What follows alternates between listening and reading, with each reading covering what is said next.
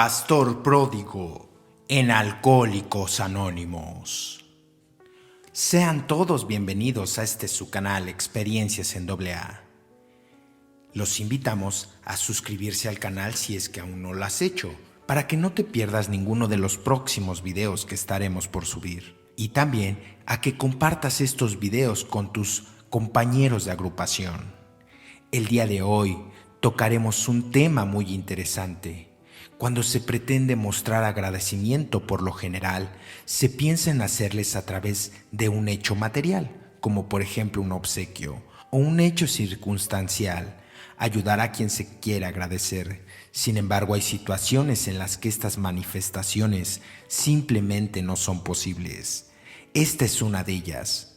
Causas innumerables. La otra persona ya no está físicamente, la deuda es tan grande que escapa de cualquier acción terrenal. Pero cuando hablamos del Padre Fau, resulta que sí hay una manera, la espiritual.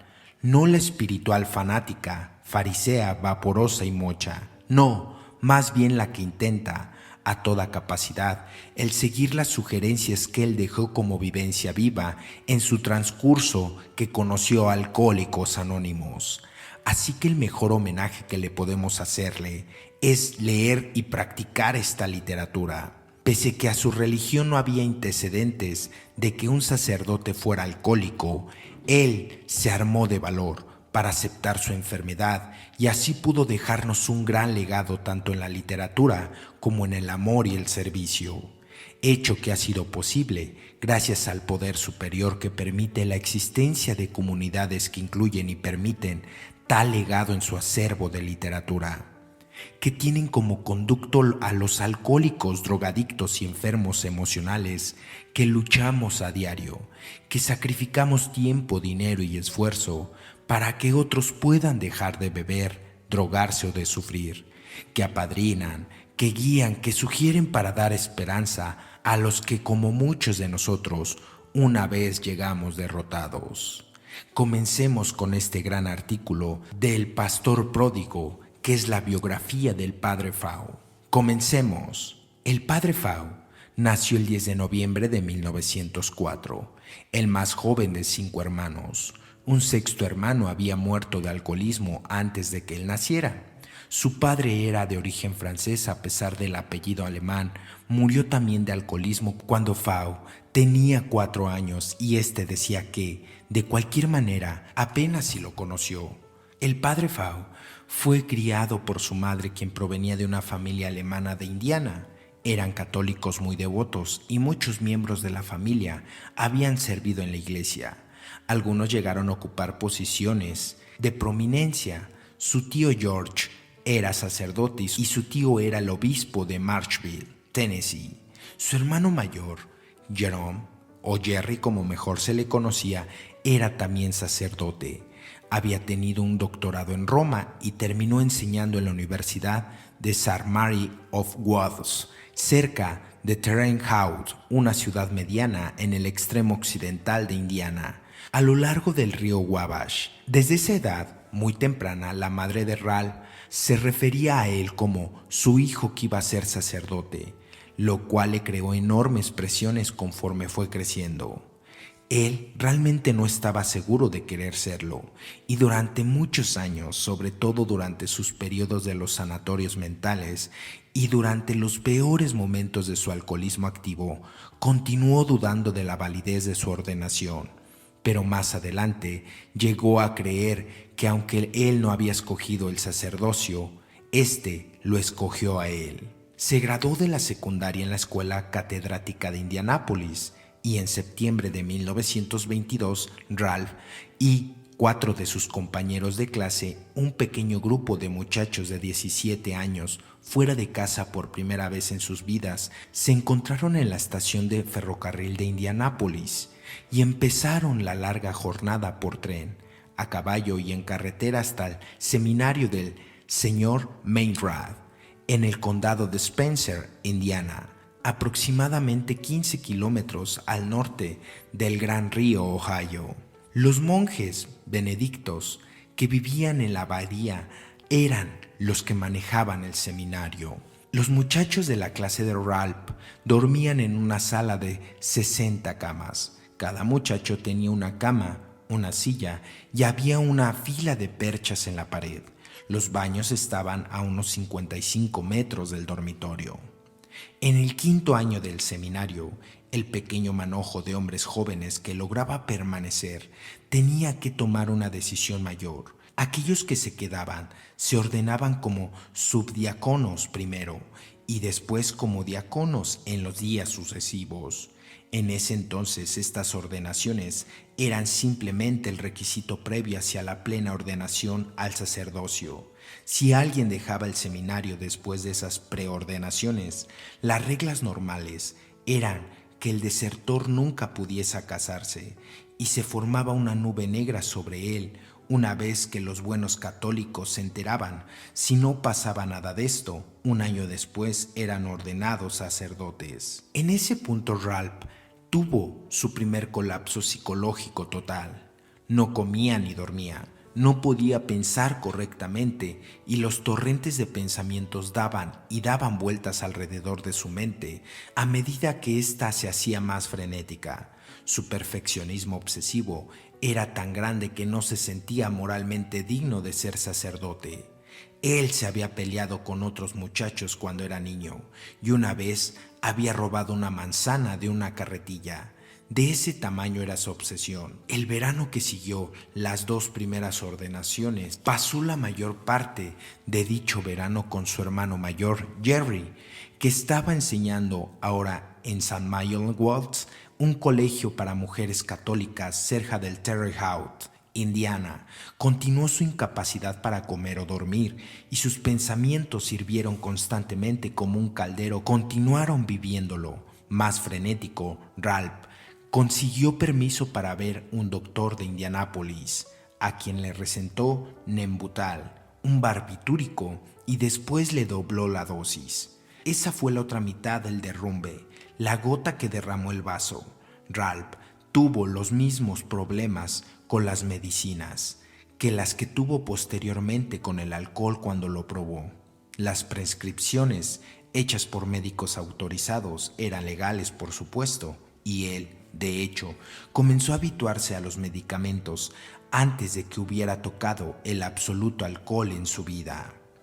Al final del verano, volvió a Indianápolis, donde otro doctor le suspendió los barbitúricos y le dio bromuros en su lugar, los cuales también eran sedantes fuertes y a veces le provocaban reacciones alucinógenas. Al volver al seminario para cumplir con su último año, la misma crisis comenzó de nuevo, pero aún más severa. El 20 de mayo de 1929, la noche anterior a su ordenación, cayó en un colapso total nervioso y físico, con fiebre de 40 grados de temperatura, y a pesar de ello se ordenó al sacerdote a la mañana siguiente. Sin embargo, durante la ceremonia tuvo que estarse sentado en una silla en lugar de pararse y arrodillarse con los demás. Ahora tenía la primer marca indeleble, como se llamaba teológicamente, al hecho de que la gracia de la ordenación quedaba inscrita en el alma. Antes de 1960, era extraordinariamente raro que un sacerdote católico romano pudiera dejar el sacerdocio en términos honorables. No obstante, las cosas parecieron mejorar un poco cuando se le dio su primera asignación como sacerdote el 13 de septiembre de 1929. Iba a ser cura auxiliar en la catedral de Vincennes y también enseñaría a la escuela secundaria de Bilgaud, adyacente de la catedral. Su trabajo principal era dar clases de latín. Vincennes era un pueblo muy viejo, con historia, localizado a lo largo del río Wabash, en la frontera suroeste de Indiana. El edificio más viejo es una casa francesa de troncos que data de 1790, y hay un edificio que albergó a la capital territorial y que se usó para las asambleas del territorio de 1800 a 1813. Durante el primer año en Vincennes, Ralph se sometió a un horario rígido enseñado, orando o realizando sus deberes sacerdotales en la catedral. En la noche despertaba cada hora y solo conseguía dormir 6 horas diarias, pero fuera de eso, parecía que todo marchaba bien. Pidió ir a la escuela de graduados durante las próximas vacaciones de verano y su petición fue aceptada por el obispo de Indianápolis. La Universidad de Fort Man, dirigida por los jesuitas en la ciudad de Nueva York, en 1930 se marchó a la gran ciudad, un sencillo sacerdote de provincia. Estando allí, se encuentra a David B., ahora neoyorquino, pero originalmente de Indianápolis. Ralph y él vivieron en un edificio departamental grande en el River Drive, no lejos de Washington Hills, donde Ralph se encontraba en una rectoría. David invitó al joven Ralph a una fiesta en dicho apartamento. Era una muchedumbre, tipo Graham Gapsy, buenos católicos, sofisticados y ricos. Claro que había bebidas alcohólicas en la fiesta, a pesar de la prohibición, que estaba de 1920 a 1933. David le ofreció una bebida a Ralph, y allí, el principio del verano de 1930, a la edad de 25, él la tomó, su primer probada de alcohol, un highball preparado con los dedos de Borbón, en un vaso con hielo y ginger ale. A Ralph le gustó y siguió regresando durante todo el verano para tomar una bebida o dos. En el verano de 1932 consiguió regresar a Nueva York, pero continuó visitando a David para beber por todas las tardes y volvió a Indiana, a casa, con un beliz lleno de Borbón ilegal con él. Es reiterado de su cargo de maestro, se convierte en bebedor compulsivo. Ralph hizo lo que cualquier alcohólico o drogadicto activo haría en esas circunstancias. Desarrolló inmediatamente un resentimiento devastador, al cual se iba a aferrar durante el resto de su misión en esa ciudad. Y por la tarde estaba desesperado por una bebida, así que telefonó a un amigo suyo llamado Bob, que era abogado de vineses, y lo invitó a probar algo de Bourbon que él había traído de Nueva York. El beber compulsivo continuó, y luego de un mes de volver a Vieneses, en otoño de 1932, Ralph se había quedado sin licor. Todavía era la época de prohibición. Entonces fue con otro amigo, Luke Kane. Serenamente le dijo: «Yo conozco a un tipo en Gasper, vamos a verlo». Gasper es un pueblo alemán con una interesante y antigua iglesia y con un restaurante alemán muy bueno que sirve grandes raciones de col gris y salchichas, así como otros platos tradicionales. A 102 kilómetros hacia el oeste se encuentra Clanchville, a través del hermoso paisaje de colinas del sur de Indiana, pero por esos días se aplicaba la ley y el orden entre las personas del sur del pueblo. Todos en esa área conocían a un tipo de Gasper. Era el cuartel de contrabando de bebidas alcohólicas de Indiana del Sur. Las docenas de contrabandistas en el área sur utilizaban restaurantes pequeños y gasolineras como cortinas de humo, mientras que su ingreso real se deriva de la venta de licor de maíz. Lowe echó 2 garrafas vacías de a galón en el asiento de atrás de mi carro y manejamos los 90 kilómetros a Gasper en poco más de una hora. Lowe me dirigió a una gasolinera con un restaurante diminuto en un crucero. Era licor de maíz, dijo Ralph.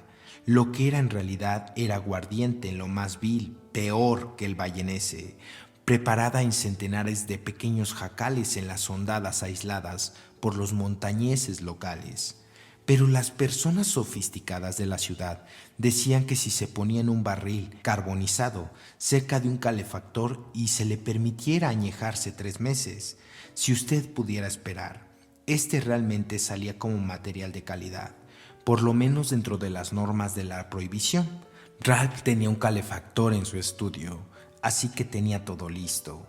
Ralph se dio cuenta, después de que le estaba bebiendo por lo menos 1/4 de galón de la bebida local al día, que salía de la destilación a 95 grados, cerca de alcohol puro.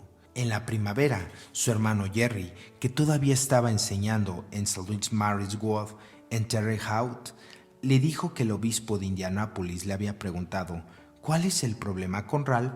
He oído rumores de que está bebiendo demasiado». Ralph se asustó tanto que dejó de beber totalmente, pero entonces se dio cuenta de que no podía dormir ni comer, y todavía no podía permanecer sentado ni siquiera para leer una sola frase.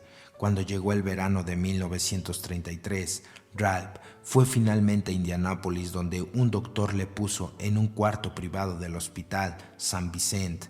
Él se estuvo allí acostado en un pequeño cuarto blanco durante una semana y empezó a planear cómo cometer suicidio.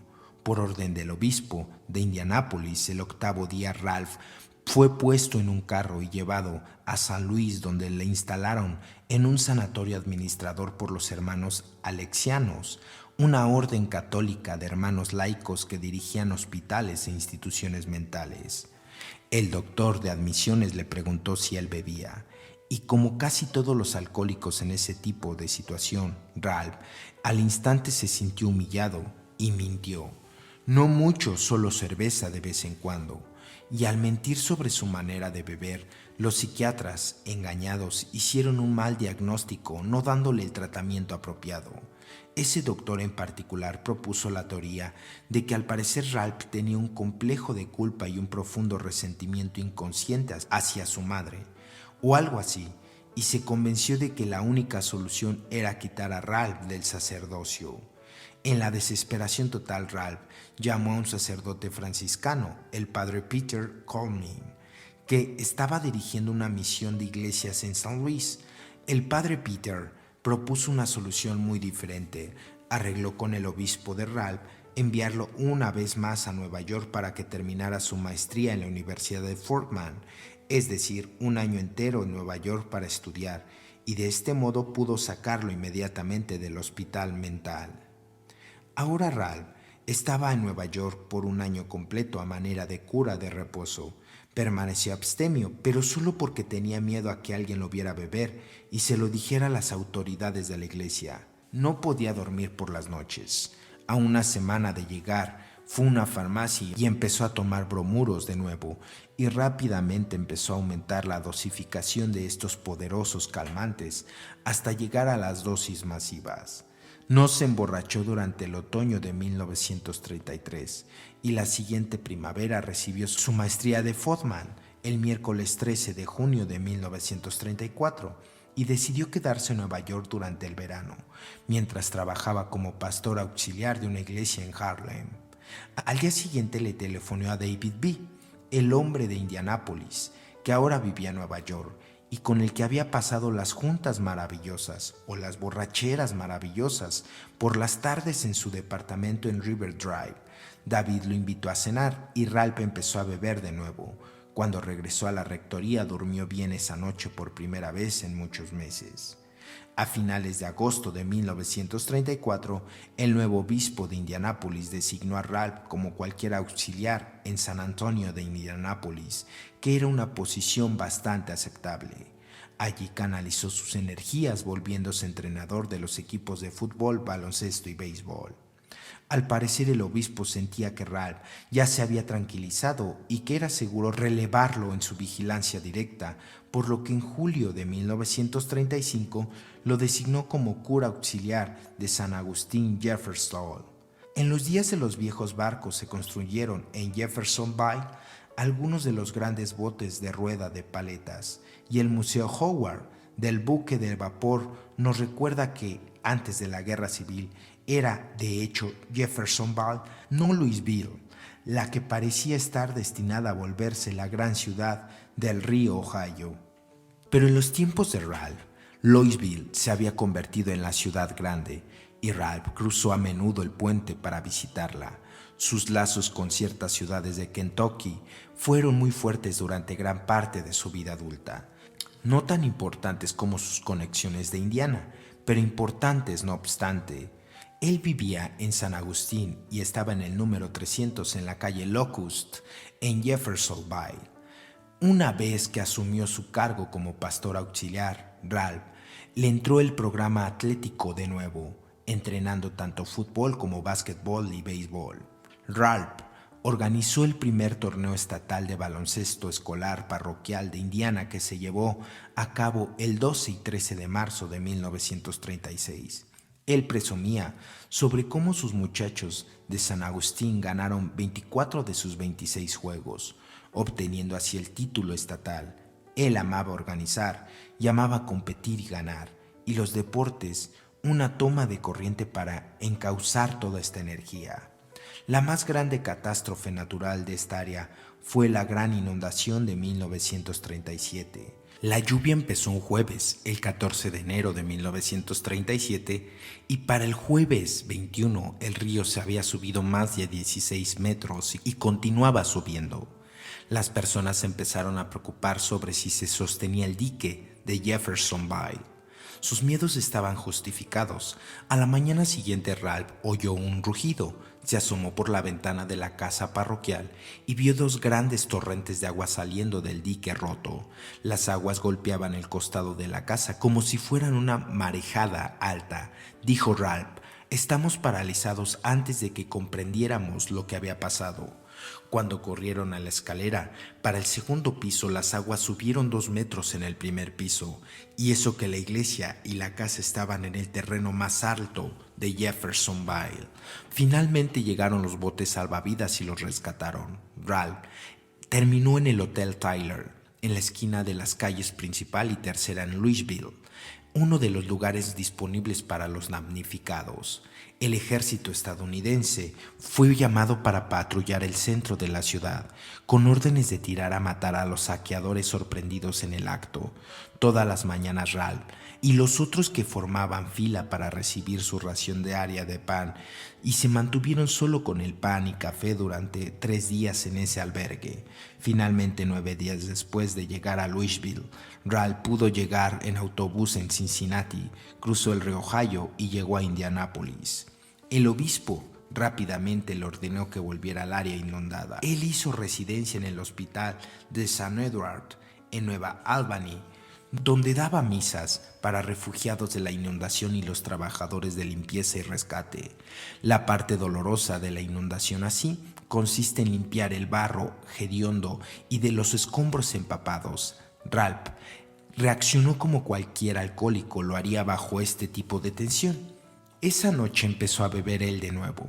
Él y el padre Brian, el pastor principal, dijeron las misas en Nueva Albany y Jeffersonville, administraron los santos óleos y se pusieron ropa de trabajo para limpiar la propiedad de la iglesia. Ralph continuó bebiendo durante una gran parte del día todos los días.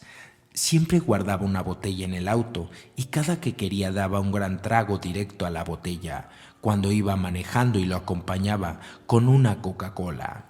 A principios del verano de 1937, Ralph bebía siempre que le daban ganas, lo cual era muy a menudo, todos los días, y había dejado de pensar o despreocuparse de lo que estaban haciendo. A pesar de eso, tal vez debido a eso, le fue asignado su primer cuarto independiente en donde él estaría a cargo solo. De todos modos, sea cual haya sido el motivo del obispo, el 13 de noviembre de 1937, Ralph fue designado cura de la iglesia de San Bernard en el condado de Gibson. Ese condado se localiza donde el río Blanco confluye en Wabash, en el extremo suroeste de Indiana. Para llegar allí, manejaron hacia el oeste un poco más de 2 horas. Era un camino de terracería, estrecho y lodoso, muy difícil de sortear. Los últimos 10 kilómetros era de grava suelta sobre roca dura, un pueblo alejado de la mano de Dios, diríamos hoy. Una iglesia rural típica, un edificio cuadrado blanco, con una escalera de caracol delante. Había una casa antigua al lado de él, que una vez había sido blanca, pero que ahora estaba tristemente necesitada de una buena mano de pintura. Ralph, un muchacho de la ciudad, se espantó. No había electricidad, se esperaba que el sacerdote usara lámparas de querosene, y no había agua corriente. Tenía que salir por la puerta lateral para sacar agua del pozo, y para usar el retrete había que salir hasta la parte trasera de la casa. Había un horno de carbón para calentar. El sacerdote que iba de salida llevó a Ralph al granero y le explicó que podría cultivar algo aquí, lo que usted quiera: maíz, chícharos, frijoles, trigo, lechuga, repollo, y usted descubrirá que paga. Yo guardo lo que necesito y voy al pueblo todos los sábados al vender el resto. Esta es una parroquia pobre. El dinero entra difícilmente. Yo no sé lo que haría sin él. La parroquia estaba formada por campesinos, principalmente de origen alemán, que venían de las tierras de labranza de los alrededores, aproximadamente 50 familias en total. La ciudad como tal más cercana de Evansville y 35 kilómetros al sureste. Él iba a Evansville una noche o dos cada semana y a veces se quedaba allí a pasar la noche con los amigos. Empezó a ir a Louisville por el río y se pasaba 2 o 3 días ahí. Su manera de beber también había cambiado. En lugar de beber mecánicamente 2 o 3 highballs todas las tardes, ahora cuando bebía tomaba el bourbon directo y lo acompañaba con cerveza. La gente lo empezaba a catalogar como un borrachín. Entonces tuvo una experiencia que de verdad lo asustó. Una tarde bajó a Evansville río abajo y bebió derecho desde las 5 de la tarde hasta medianoche. Tuvo entonces su primera laguna mental, 10 horas en las que no podía recordar nada de lo que había hecho, y salió del apagón a las 10 de la mañana del día siguiente. Se desmayó en su carro, en un camino secundario de asfalto, 20 kilómetros al norte de la carretera de la Serpiente. Eso lo asustó de muerte, pero claro, no dejó de beber después de esa experiencia. Tener lagunas mentales aterradoras nunca parece detener a los alcohólicos, que beben de nuevo, y empezó a tener otras experiencias desagradables. En octubre de 1938 bebió mucho bourbon una tarde y se despertó a medianoche con temblores. Le tomó 2 horas para volver a caer en un sueño parcial, incierto, y ya en la mañana dijo: cada nervio de mi cuerpo gritaba, mi estómago saltaba y mi cabeza brincaba. Mis rodillas se sentían tambaleantes. Intentó pasar la mañana con cigarros y café porque no podía comer nada. De las 10:30 hasta el mediodía estuvo mirando el reloj de la cocina y empezó a tomarse las píldoras de bromuro del frasco, una por una. Tomó la última píldora cuando faltaban 3 minutos para las 12 y a las 12 en punto se echó medio vaso de bourbon seguido por una botella de cerveza. El único pensamiento claro en su mente insana cuando se tranquilizó era: no bebí antes del mediodía, entonces no soy un alcohólico. Entre el octubre de 1938 y el verano de 1939, estas mañanas se empezaron a repetir con mayor frecuencia. Sufría lagunas de 1 hora o 2, aquí y allí, pero ya no pensó mucho sobre eso. Ahora tenía la boca ulcerada con las encías sangrantes por no comer bien. Finalmente, en junio de 1939, algunos de sus parroquianos se quejaron en el obispo de su forma de beber. Lo que menos quería la iglesia era un escándalo público para involucrarse a uno de los sacerdotes, por lo que el obispo de Indianápolis quitó de inmediato a Ralph de su parroquia y le ordenó que se reportara como cura auxiliar de la iglesia del Santo Rosario en Indianápolis en cuanto hubiera recuperado la salud. En el verano de 1939, el mismo año en que fue publicado el libro grande y el mensaje de Alcohólicos Anónimos, empezó a ser llevado a todo el mundo. Ralph tuvo su tercer derrumbe total y su segundo interinato. Había sido internado en el hospital de San Vicent para recibir un tratamiento médico simple, pero les pidió que lo enviaran al sanatorio de Sagrado Corazón en Milwaukee. Allí, durante el viaje en tren, él pensó en suicidarse saltando del tren en movimiento. En la admisión al doctor le preguntó si bebía, y de nuevo, como hacen los alcohólicos en estas situaciones, mintió descaradamente. Adentro, en lo más profundo, él sabía que bebía vergonzosamente y estaba tan carcomido por esa vergüenza que no podía admitirlo ante nadie más, incluso literalmente para salvar su vida. Miró al doctor a los ojos y dijo: «Oh no, yo casi no bebo nada». El médico estaba totalmente confundido con esto y finalmente diagnosticó a Ralph erróneamente como un maníaco depresivo, lo que los psiquiatras llaman ahora ser bipolar. El doctor le dijo tristemente a Ralph que intentaba ayudarlo, pero que no podía darle mucha esperanza. Él probablemente un demente irrecuperable. Durante varias mañanas probaron con él lo que ellos llaman el tratamiento de agua fría. Lo obligaron a quedarse desnudo por un largo tiempo, cubierto por sábanas y mantas empapadas de agua con hielo. Su cuerpo entraría finalmente en shock de hipotermia y entonces su mente se podía relajar. Por el invierno de 1939 a 1940, en algún momento de diciembre o enero, lo dieron de alta. Regresó a Indianápolis, donde se presentó como cura auxiliar del Santo Rosario. Esta vez solo pudo apartarse del alcohol durante 10 meses. El 7 de diciembre de 1941, ataque a Pearl Harbor, muchos sacerdotes fueron cambiados a diferentes asignaciones.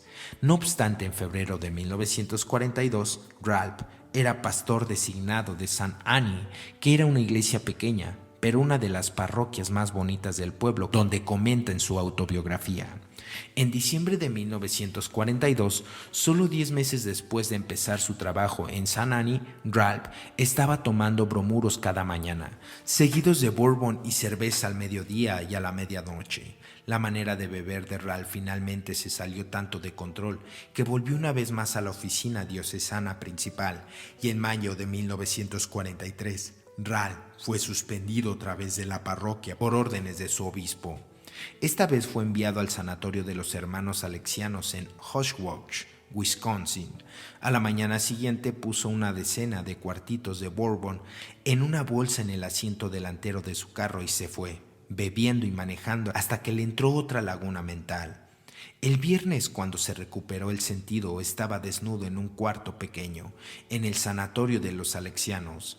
Había manejado hasta allí desde Indianápolis, vía Milwaukee, donde uno de sus sobrinos lo había visto, pero no tenía ni el más mínimo recuerdo de lo que había hecho durante esos 3 días. También debe de haber decidido llenar su suministro de alcohol antes de registrarse en el sanatorio y entonces pasarlo de contrabando durante el registro. Así no tendría que dejar de beber mientras estaba en la institución mental. Este era el tipo de lugar en el cual usted necesitaría una buena bebida de vez en cuando. ¿Usted sabe? Desgraciadamente, una de las primeras cosas que ellos notaron cuando lo ayudaron a pasar a su cuarto, cuando las 12 botellas llenas de licor a su maleta, el doctor Bernard Hoods notó su presencia y le preguntó: «Padre, ¿usted bebe mucho?». Ralph se sonrió en segunda y le contestó: «No mucho, un poco de cerveza de vez en cuando». Entonces, mirando que el doctor estaba un poco confundido, él explicó que él nunca bebía licor fuerte y que lo había comparado para dárselo de regalo a sus amigos. ¿Quién estaría más loco? El padre Fau, quien tiene intento para pasar de contrabando una maleta llena de bourbon a una institución mental y dio esa increíble explicación, o el doctor Hawkes, que parece realmente habérselo creído. Fue el tercer interinato de Ralph y mentía cada vez, de dientes para afuera, sobre cuando bebía, lo que a su vez causó que los psiquiatras llegaran al diagnóstico falso de sus problemas reales. Aquí en Oshkosh, el doctor Hooks decidió que Ralph era esquizofrénico. Todo el personal de sanatorio alexiano de Oshkosh estaba dispuesto a dar lo mejor de sí para ayudar a Ralph.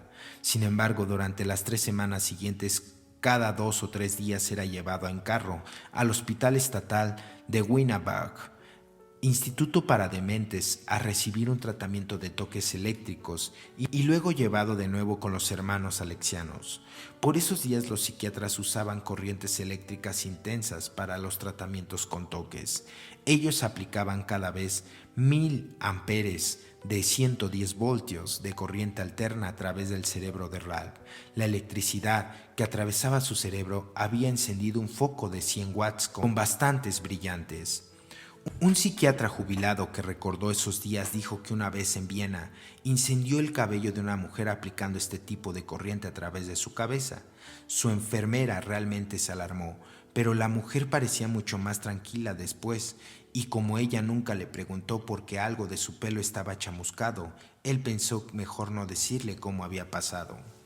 El alcoholismo de Ralph ahora había progresado hasta el punto de que una vez más en el mismo horror. Salió del sanatorio a finales de octubre de 1943 y el obispo de Indianápolis lo envió afuera de los pastores auxiliares de la parroquia de Santa Juana de Arco, donde el cura era Monseñor Clement Borster.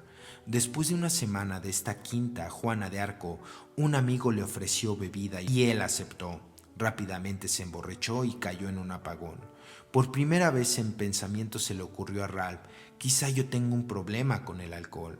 En verdad asustado fue a ver al doctor, que le dio la dosis tan grande de benzendrina que quedó fuera de sí durante 2 horas. Entonces fue con otro doctor que le dio Barbital, lo que le produjo alucinaciones de tipo LSD, escenas imaginarias brillantemente coloreadas. Las drogas lo estaban enloqueciendo, pero no bebió porque tenía más miedo de sufrir otra laguna mental alcohólica que el que tenía los efectos de la droga. Dios en su providencia empezó a juntar rápidamente todas las piezas. Ralph fue llamado a las 2 semanas de la mañana para dar los últimos ritos a un hombre que se suponía que estaba muriendo. Resultó que el hombre no estaba agonizante, simplemente se había desmayado por combinar alcohol con barbitúricos. Este fue el mensaje abominable para Ralph, que había estado jugando a hacer exactamente lo mismo. Y entonces, cuando ya se estaba yendo de la casa del hombre, vio un libro en la repisa de la sala con el título Alcohólicos Anónimos. Por alguna razón que no podía explicar, de repente algo entró. De él pareció impulsarlo a pedir el libro prestado. La familia del hombre le dijo que podía llevarse el libro con él. Entonces se lo llevó a la rectoría. Eran pasadas las 3 de la mañana y anhelaba un trago, pero no podía tomarlo porque tenía que decir misa a las 6 y por eso no podía comer ni beber. Sabía que no podía dormir y se sentó en la silla y empezó a leer el libro, y no pudo soltarlo hasta que no hubo terminado de leer. Día tras día durante 3 o 4 semanas, siempre que tenía 1 hora o 2 de descanso, se sentaba en su cuarto leyendo, estudiando y pensando. No hubo un solo día en que no leyera por lo menos una vez el libro. Se aprendió en su cerebro la palabra, coma por coma, signo de interrogación por signo de interrogación. Se la sabía desde la portada hasta la misma contraportada, y no bebió. Algo muy extraño estaba sucediendo. También notó que alguien había puesto folletos de Alcohólicos Anónimos en una mesita lateral en el vestíbulo de la rectoría. En la cena preguntó quién había dejado esos folletos y supo que había sido Dorothy Sherin, un buen católico irlandés muy amable con todos los sacerdotes, un obrero jubilado a quien el pastor describió como el presidente o algo de Alcohólicos Anónimos aquí en Indianápolis. Ralph empezó a leerlos también y lo atraparon del mismo modo que lo había hecho el libro grande, pero no podía creer que pudieran aplicarse a él. Él no era un alcohólico, o al menos así lo pensó. Sin embargo, contenían historias comunes pero serias y graves, de desesperanza y desesperación, terror y derrota, pero también, y más importante aún, anunciaban una manera de salir del horror. Finalmente, el 10 de noviembre de 1943, la tarde de su cumpleaños 39, Ralph telefonó a Dor y le dijo: yo simplemente estaba preguntándome, ¿sería posible verlo alguna vez? Me gustaría hablar con usted sobre algo. No hay prisa.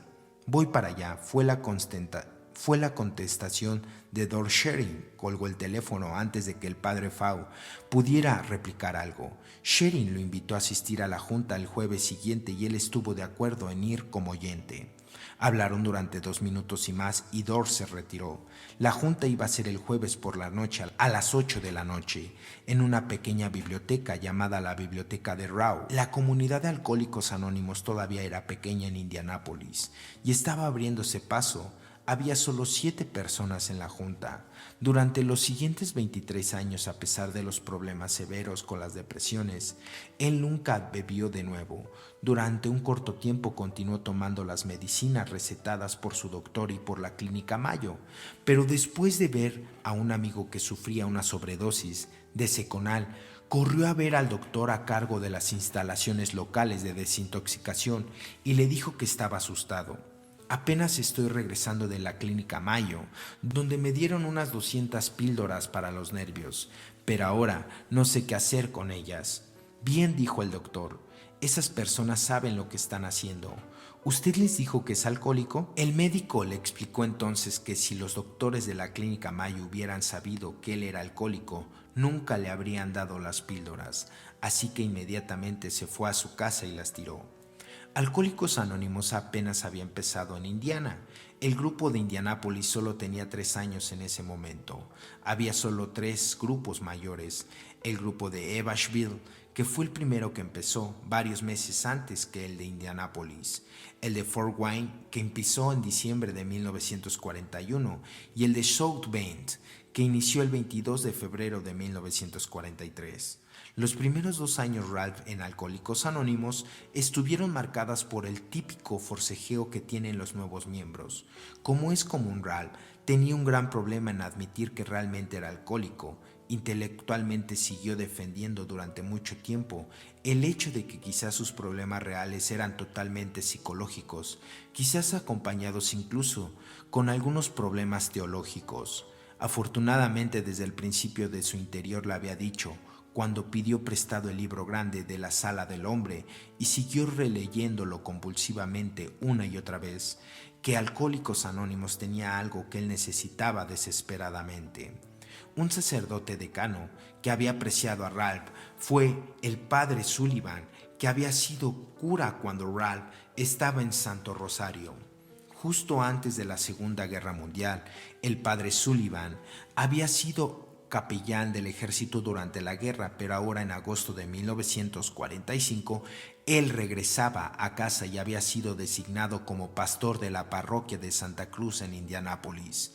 Pidió que Ralph fuese designado como su auxiliar allí. Se llevaron bastante bien y él le permitió a Ralph involucrarse en todos los eventos de Alcohólicos Anónimos que éste quiso. Cuando Ralph tenía 1 año y medio de estar sobrio, empezó a sentirse frustrado por una cosa. Cuando salía a hacer labor de paso 12, los borrachos no aceptaban nada de lo que él les decía, porque él era un sacerdote y pensaban que simplemente estaba predicando la vieja línea de condenación moral contra ellos. Él habló varias veces sobre esto con Dor, su padrino, y Dor le dijo que él sabía que Ralph tenía cosas especiales para aportarle al programa. El único problema era descubrir qué era lo que Dios necesitaba de él para que lo hiciera. Cuando la solución vino finalmente, Ralph dijo, la respuesta era tan obvia que me sentía tonto por no haberlo pensado antes. Era una práctica regular de la Iglesia Católica tener retiros espirituales en los que un director de retiro daba pláticas sobre la práctica de la fe católica intercaladas con periodos en los que las personas podían hacer preguntas, periodos para las sesiones de discusión en grupos y algunos ratos libres también para descansar y meditar en silencio. Los católicos simplemente obtenían grandes beneficios espirituales de estos retiros. Ralph decidió ejecutar un experimento simple probado con un retiro de un solo día. Lo llevó a cabo en el convento de las Pequeñas Hermanas de los Pobres. Lo empezó después de la misa del domingo y duró toda la tarde hasta la hora de cenar. Esto fue probablemente a finales de 1945. Fue una experiencia totalmente nueva para él. No hubo ningún sermón de dogma católico, porque todo se concretó netamente en los principios y creencias de Alcohólicos Anónimos. Y más importante todavía, solo 20 de los 67 hombres que asistieron eran católicos. El otro 70% era de ascendencia protestante. El experimento tuvo tanto éxito que Ralph decidió probar un retiro de fin de semana completo, para lo cual escribió a principios de abril de 1946 a la Universidad de San José de Rensselaer, Indiana, y ellos finalmente estuvieron de acuerdo en permitirle usar sus edificios e instalaciones durante las vacaciones de verano en junio de 1946. Este fue el primer retiro espiritual de fin de semana completo que se llevó a cabo en la historia de Alcohólicos Anónimos. Rensselaer está en la esquina noroeste de Indiana, un área del estado con la que Ralph no estaba tan familiarizado. Este evento de fin de semana tuvo un éxito arrollador. Su tema para este retiro era el lado espiritual de Alcohólicos Anónimos, y le fue tan bien que dio la misma plática en los retiros que dirigió durante el siguiente año, y finalmente lo publicó en una grabación. Esta era la primera de lo que sería el futuro, un juego de 30 grabaciones fonográficas que llevaron su voz a la gente de Alcohólicos Anónimos en todo Estados Unidos. Y aquí también fue donde empezaron los libros dorados. El libro dorado del lado espiritual era un folleto cosido de 56 páginas, de 15 por 24 centímetros. Las demandas de más y más copias para distribuir nos hicieron esperar, y fue necesario hacer una segunda impresión casi inmediatamente. En los siguientes 10 años se habían mandado 200,000 copias de los libros dorados de los Alcohólicos Anónimos en todo el país. Ralph siempre había podido trabajar bastante bien con el padre Sullivan. que había sido cura cuando Ralph fue asignado en el Santo Rosario antes de la guerra, y quien había pedido explícitamente tener a Ralph como su ayudante allí, en la parroquia de Santa Cruz en 1945, estimaba a Ralph e hicieron muy buen trabajo de equipo durante el primer par de años. Pero Ralph estaba pasando cada vez más tiempo en el trabajo de Alcohólicos Anónimos y el padre Sullivan decidió finalmente que eso había ido demasiado lejos. En octubre de 1947, Ralph fue asignado para dirigir un retiro de día en los cuarteles disciplinarios del fuerte Benjamin Harrison, acerca de Indianápolis. Justo un día antes del padre Sullivan le solicitó otra cosa que él quería que Ralph hiciera y le pidió que cancelara el retiro de los cuarteles. Ralph se enojó, protestó muy fuertemente y el padre Sullivan cedió. Pero el día siguiente del retiro, Dorr hizo que Ralph fuera y se disculpara con el padre Sullivan. Entonces, alguien entró en contacto con el nuevo arzobispo de Indianápolis. No se sabe si era un dolido padre Sullivan o un aprensivo Dorothy.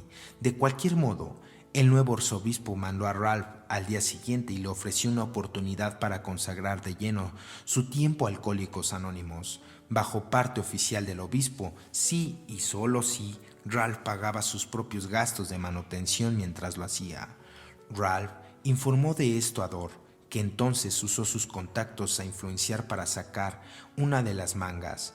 Uno de los amigos más íntimos de Dorr era a Keiner Mayer, quien era vicepresidente de la Keiner Stewart, una casa mayorista de venta de medicinas en Indianápolis. Mayer llamó a Ralph y le escribió al instante un cheque por $600.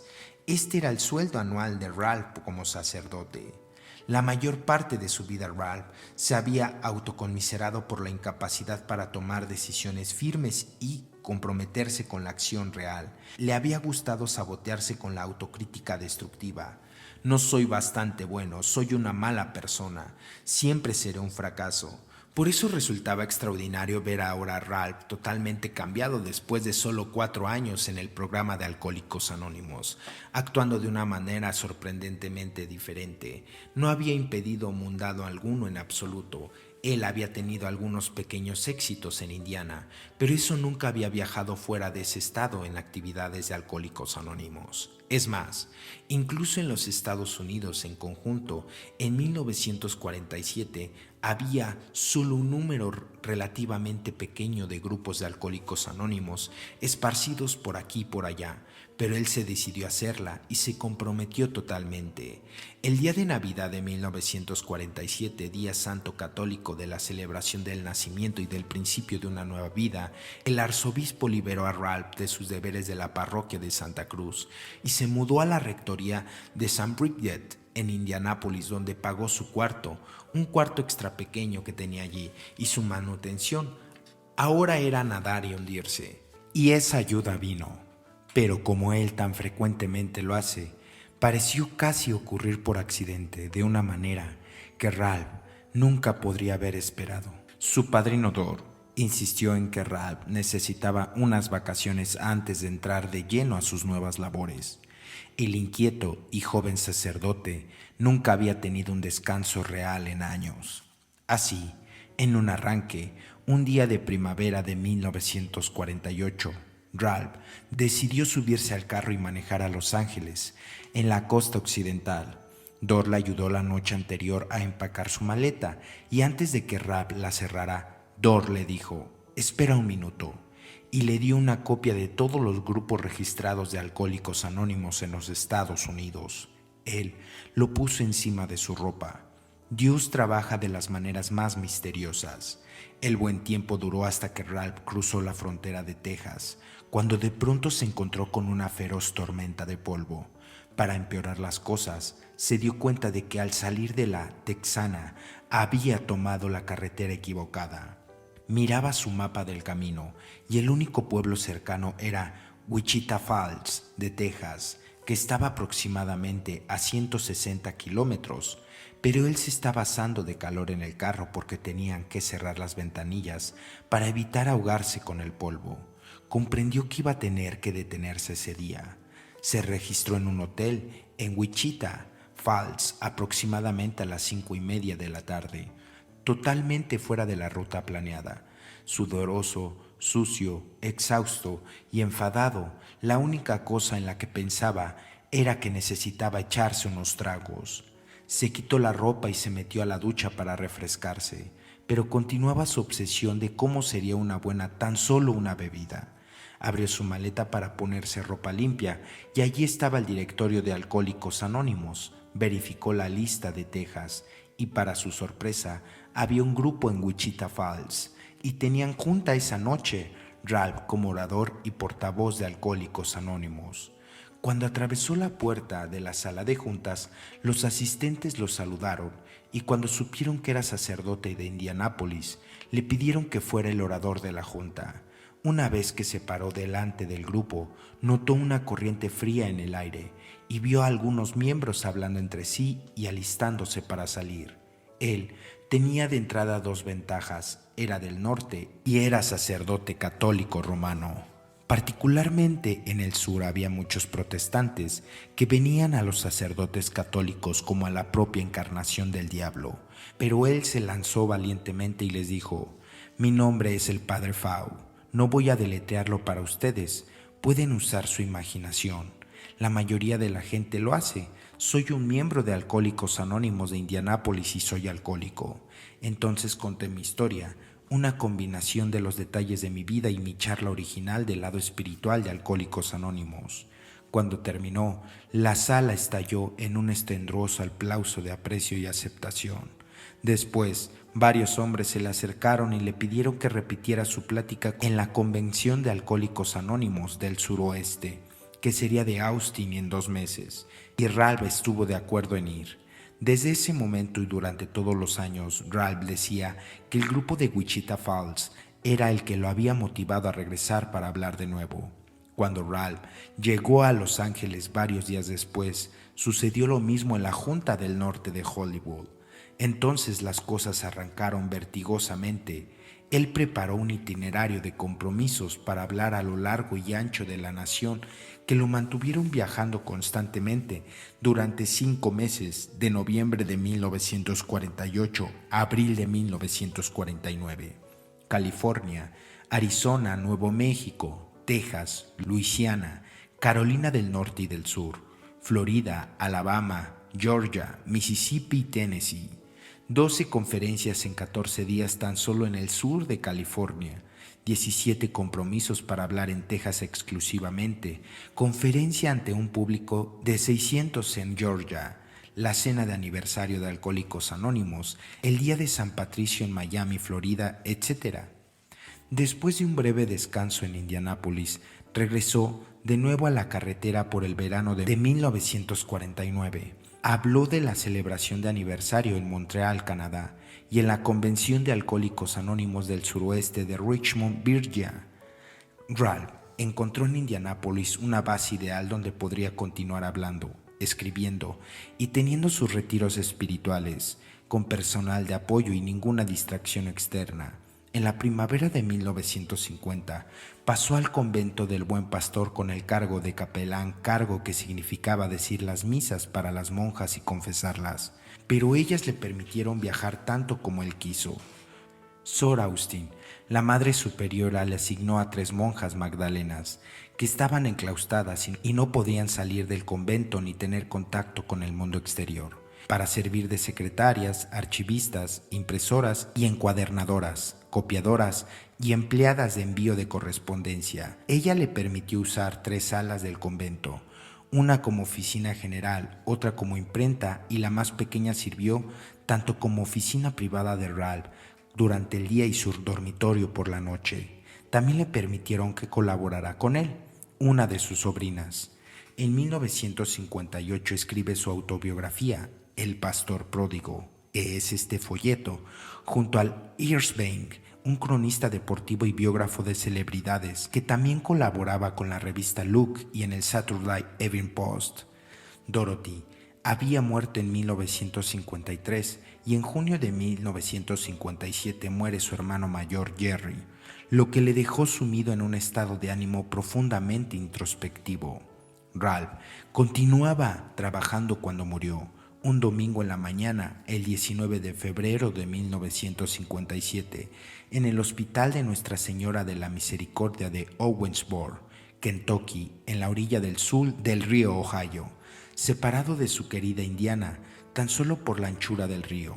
Su sobrina dijo que tiempo atrás él había ido con un doctor a ponerse una introyección para prevenir la neumonía, y al parecer la aguja que el médico usó no había sido debidamente esterilizada, por lo que Ralph contrajo la hepatitis. La razón por la que apresuró a ir a Winsburg era porque él conocía a un doctor de su confianza, un hombre que también estaba en Alcohólicos Anónimos, pero ni el médico ni el hospital pudieron salvarle la vida. Incluso la gente de afuera lo consideraba tan importante que pusieron un corto obituario en el Chicago Tribune. Los partidarios y los amigos más íntimos de Ralph en Indianápolis reimprimieron su autobiografía poco después de su muerte. Ellos añadieron al principio una nota breve que decía que estaba simplemente cumpliendo de manera póstuma su deseo de publicar una nueva edición, en la esperanza de que aquellos que lo lean reciban el valor para vivir y morir como él lo hizo, un alcohólico sobrio. Carl Menninger escribió un breve prólogo en su honor, y el padre John, quien enseñó en la Universidad de Winston en Massachusetts, escribió un epitafio igualmente sencillo al final: pueda su alma valerosa descansar en paz. El padre Faw nunca recayó. En el folleto Liberado de las Tinieblas, que es uno de los artículos autobiográficos, él narra un episodio de casi recaída, porque ese día nadie le avisó que había puesto otra marca de vino para consagrar en la vinajera. Estaba desesperado por beber más, pero le habló Dorothy, su padrino, y duraron hablando bastante tiempo hasta que se le pasó la obsesión. El padre Faw hizo, o les dio, la primavera vuelta a los 12 pasos en un año, según lo deja ver el folleto Liberado de las Tinieblas. En 1948, en California, Ralph Faw conoce a Bill W. y se hacen grandes amigos. Incluso hicieron un viaje juntos a México en ese año. Desafortunadamente, hasta el momento de esa publicación no se tienen datos a detalle de dicha visita. El padre Faw no la menciona en su autobiografía. Es seguro que existan documentos de Bill W. a este respecto en el Archivo General de Nueva York, pero nadie ha revisado el fondo. De igual manera, hubo mucha correspondencia entre Bill Wilson y el padre Faw, y en su libro Oro del Sano Juicio, así como en el folleto Humildad y Primero es lo Primero, casi al final menciona el texto literal de una cita de una carta que el suscrito recibió Bill W., el fundador de Alcohólicos Anónimos, como sigue: es una de las glorias de Alcohólicos Anónimos que el individuo haga su elección en asuntos de Alcohólicos Anónimos sin esperar la intromisión o crítica por parte de sus compañeros. Se ignora dónde puede estar. Las cartas que recibió el padre Faw de Bill W.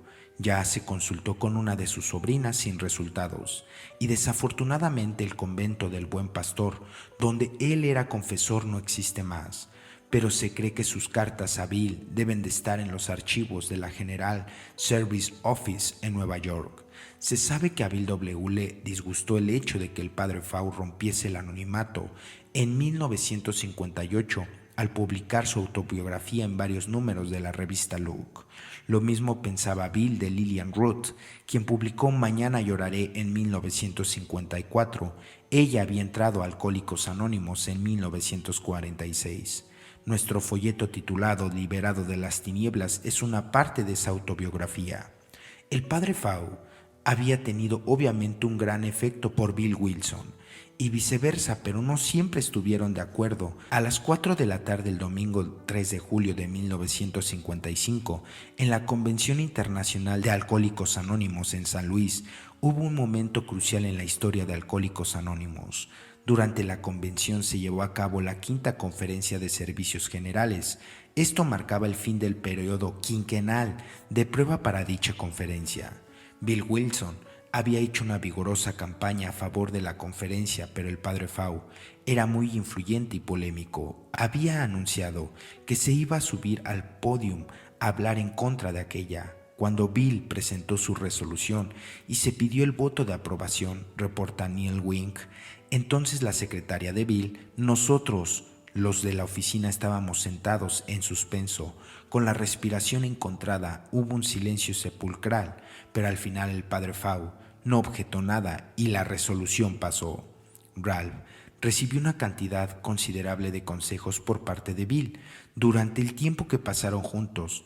Más tarde, sin embargo, Ralph y Bill entraron en discordias. Todavía se está intentando describir exactamente cuáles eran sus respectivos desacuerdos y posturas. Las cartas de Ralph a Bill, o las posibles copias de las que Ralph en los archivos de Nueva York podía aclarar, si son encontradas, sus argumentos al tratar algún problema o problemas concernientes a Alcohólicos Anónimos. Es importante anotar que el disentimiento entre los dos no duró para siempre y que hubo al final un final feliz. En esta historia, el padre Peter W., sacerdote católico romano en Canadá, estaba presente cuando Ralph y Bill W. se encontraron en la Convención Internacional de Alcohólicos Anónimos en Toronto en julio de 1965, y una vez más había hecho las paces entre sí. Pete, quien era un recién llegado de AA en ese momento y todavía no era sacerdote, era uno de los presentes. Se indicó la recepción así como la guardia del vestíbulo del hotel, donde Bill W. tenía su cuarto, que nadie lo molestara. Sus instrucciones eran no permitir a nadie hablar con él, con una sola excepción: si llegaba el padre Fau, podría ver a Bill inmediatamente si así lo decidía. Ralph llegó y entró a la habitación de Bill, donde los dos hablaron durante mucho tiempo, 1 hora y media o 2.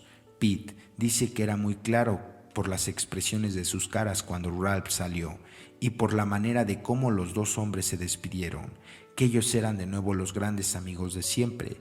Los finales de su vida estaban cerca. Ralph murió solo 1 año y medio después, el 19 de febrero de 1967, y Bill falleció el 24 de enero de 1971.